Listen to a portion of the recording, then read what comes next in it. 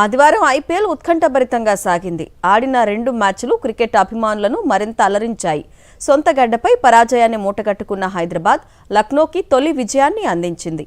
మరోవైపు ఐపీఎల్ 19వ సీజన్లో highest score చేసిన బెంగళూరు చెన్నై సూపర్ కింగ్స్ ను చిత్తు చేసింది. సొంత గడ్డపై సన్ రైజర్స్ హైదరాబాద్ కు ఎదురు దెబ్బ తగిలింది. రెండో విజయంతో మురవాలనుకున్న హైదరాబాద్ కు Lucknow super giants big shock ఇచ్చింది.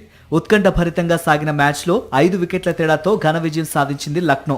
తొలుత బ్యాటింగ్ చేసిన హైదరాబాద్ జట్టు నిర్ణీత 20 ఓవర్లలో 9 వికెట్ల నష్టానికి 156 పరుగులకే పరిమితమైంది. ఎస్ఆర్హెచ్ ఓపెనర్లు నిరాశపరచగా క్లాసెన్, నితీష్ రెడ్డి ఆదుకున్నారు. 6లు, 4లతో కాస్త స్కోర్ బోర్డును కదిలించారు. కానీ తర్వాత వచ్చిన బ్యాటర్లు వరుసగా పెవిలియన్ బాట పట్టడంతో ఎల్ఎస్జీ ముందు 157 పరుగుల స్వల్ప స్కోర్ను ఉంచింది హైదరాబాద్. లక్ష్య ఛేదనకు దిగిన లక్నో 19.5 ఓవర్లలో 5 వికెట్లు కోల్పోయి లక్ష్యాన్ని ఛేదించింది. రిషబ్ పంత్ కెప్టెన్ ఇన్నింగ్స్ ఆడాడు. 50 బంతుల్లో 68 పరుగులు చేశాడు.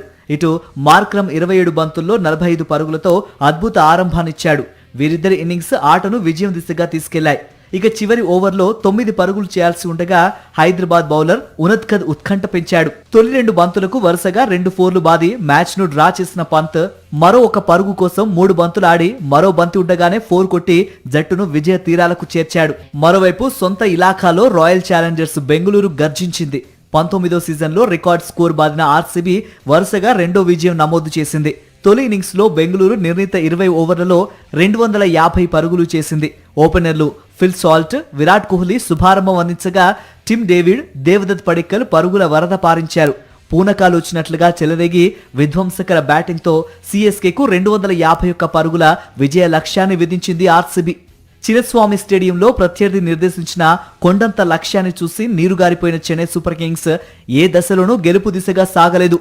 బౌలర్లు విఫలమైన చోట బ్యాటర్లు మేము ఆడలేమంటూ చేతులెత్తేశారు. టాప్ ఆర్డర్ కుప్పకూలిన చోట సర్ఫరాజ్ ఖాన్, ప్రశాంత్ వీర్లు బ్యాట్ జులిపించారు. ఆఖరిలో జెమీ ఓవర్టన్ ధనాధన ఆడిన 207 పరుగులకే ఆల్అౌట్ గా నిలిచింది. ఫలితంగా చెన్నై ఖాతాలో హ్యాట్రిక్ ఓటమి చేరింది.